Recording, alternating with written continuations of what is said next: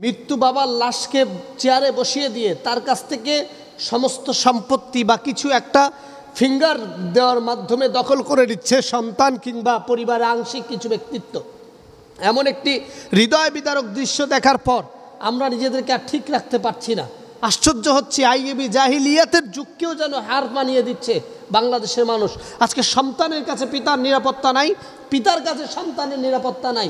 আগে তো মানুষ বলতো মরে গেলে মনে হয় বাঁচলাম, এখন তো মরেও বাঁচার উপায় নাই। মৃত্যু বাবাকে দিয়ে সন্তান এবং পরিবারের আংশিক ব্যক্তিরা তারা একটি স্ট্যাম্পে চেয়ারে বসিয়ে দিয়ে, এমনভাবে বসিয়ে দিয়ে তারপরে স্বাক্ষর নিচ্ছে বা স্ট্যাম্পে টিপ নিচ্ছে, যা পুরো জাতিকে হতাশ করেছে। আপনারা যারা ভিডিওটি দেখেছেন, আমরা লজ্জায় লজ্জিত, শঙ্কিত।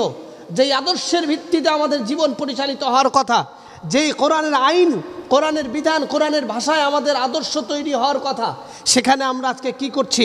আল্লাহ তাআলা বলেছেন ওয়াবিল ওয়ালিদাইনি ইহসানা। আল্লাহ বলছেন তুমি তোমার পিতা মাতার উপরে সৎ আচরণ করো, উত্তম আচরণ করো, শ্রেষ্ঠ আচরণ করো। অথচ সেখানে আমরা উল্টোটা করছি, পিতা মাতার সাথে ভালো আচরণ করছি না। শুধু তাই নয়, আল্লাহ তাআলা পিতা মাতার ব্যাপারে দোয়া শিখিয়েছেন। আল্লাহ তাআলা বলছেন তুমি তোমার পিতা মাতা জীবিত থাকুক কিংবা মৃত্যু থাকুক পড়ো রব্বির হামহুমা কামা রব্বায়ানি সগীরা। আল্লাহ তাআলা শিখাচ্ছেন বান্দা তুমি বলো, হে আল্লাহ তাআলা, আমার পিতা মাতা দুনিয়াতে আমাকে যেভাবে লালন পালন করেছেন, আপনিও, হে আমার রব, হে আমার সৃষ্টিকর্তা, হে আমার প্রভু, আপনিও আমার পিতা মাতাকে তেমনইভাবে আপনার সযত্নে কুদরতি হাতে লালন পালন করিয়েন। আল্লাহ তাআলা সেই বিধানকে উপেক্ষা করে আজকে সন্তান কিভাবে পিতার কাছ থেকে সম্পত্তি এভাবে নিচ্ছে, তাও মৃত্যু বাবাকে, যেখানে পরিবার থাকবে রোশানলে, যেখানে পরিবার থাকবে সংকুচিত, যেখানে কান্নার রোল পড়ে যাবে, যেখানে একজন পিতা হারানোর যন্ত্রণায় সন্তান ছটফট করবে, সেটা না করে ঘটনা ঘটেছে উল্টা।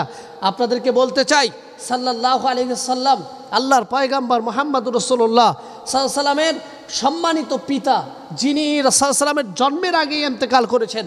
আল্লাহর পয়গম্বরের সৌভাগ্য হয় নাই তার কলিজার টুকরা আব্বা জানকে দু চোখে দু নজরে দেখার। সম্মানিত আম্মা জানও তিনি 6 মাস বয়সে, 6 বছর বয়সে তিনি ইন্তেকাল করেছেন। এই সাল্লামের আপন পিতা, আপন মাতা ইন্তেকাল করেছেন, কিন্তু সাল্লামের মাতৃত্বের প্রতি, পিতৃত্বের প্রতি একটু ভালোবাসা কমেনি। সাল্লাম একদিন বসে আছেন সাহাবীদেরকে নিয়ে, হঠাৎ একজন মহিলা আসলেন।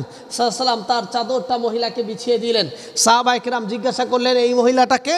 সাল্লাল্লাহু আলাইহি সাল্লাম যার জন্য চাদর বিছিয়ে দিয়েছেন, সাল্লাম বললেন ইনি আর কেউ নয়, ইনি হচ্ছেন আমার ভালোবাসার, আমার হৃদয়ের, আমার আবেগের দুধ মা, যিনি আমাকে দুধ পান করিয়ে আমি আবার কলিজার টুকরা মাকে সেই প্রাপ্তবয়স্ক পর্যন্ত পাইনি, খেদমত করার সুযোগ হয়নি। আমার বাবাকে আমি জন্মের আগেই হারিয়েছি, কিন্তু এই মা আমাকে খেদমত করেছেন। ইনি হচ্ছেন সেই হালিমাতুস সাদিয়া রাদিয়াল্লাহু তাআলা আনহা। এমন ভালোবাসা, এমন শ্রেষ্ঠত্ব পয়গম্বর মুহাম্মদুর রাসূলুল্লাহ সাল্লাল্লাহু আলাইহি ওয়াসাল্লামের ছিল। সেই আদর্শের সন্তানেরা, সেই উম্মত দাবি করা সন্তানেরা, সেই সাল্লাল্লাহু আলাইহি ওয়াসাল্লামের সুন্নাহ দাড়ি পাঞ্জাবি রাখা সন্তানেরা আজকে তার কলিজার টুকরা বাবার ইন্তেকালের পর বাবার সম্পত্তি গ্রহণ করবার জন্য বাবাকে চেয়ারের উপরে বসিয়ে দিয়ে, মৃত্যুসজ্জিত বাবাকে, কোনো অনুশোচনা নাই, কোনো অনুধাবন নাই, তার কাছ থেকে স্ট্যাম্পে টিপসই নিচ্ছে। শুধু এখানেই শেষ নয়, আমি আপনাদেরকে একটা ব্যাপারে সতর্ক করতে চাই। আজকে যারা পিতা আছেন, আপনি আপনার সন্তানকে সম্পত্তি লিখে যান, সন্তান জোর করে পিতার কাছ থেকে সম্পত্তি লিখে নেন, এই শরীয়ত বিধান ইসলাম আপনাকে দেয় নাই। আল্লাহ কোরআনে সম্পত্তি বন্টনের একটি নীতি আয়াত তৈরি করে দিয়েছেন, একটা ফর্মুলা আল্লাহ তাআলা তৈরি করে দিয়েছেন। রব যেভাবে দিয়েছেন, কোনো পিতা তার সন্তানকে, কোনো সন্তান তার পিতার কাছ থেকে আলাদা করে সম্পত্তি নিতে পারবে না। ইন্তেকালের পর, ব্যক্তির মৃত্যু হয়ে যাওয়ার পর আল্লাহ তাআলার পক্ষ থেকে অটোমেটিক বন্টন নীতি তৈরি হবে। সেটা যদি আজকে কার্যকর থাকতো, কোরআনের আইন যদি আজকে বাংলাদেশে কার্যকর হতো, তাহলে এই কোলাঙ্গার সন্তানগুলো পিতাকে নিয়ে এমন নিগৃহীত নিকৃষ্ট দৃশ্য উপস্থাপন করতে পারতো না।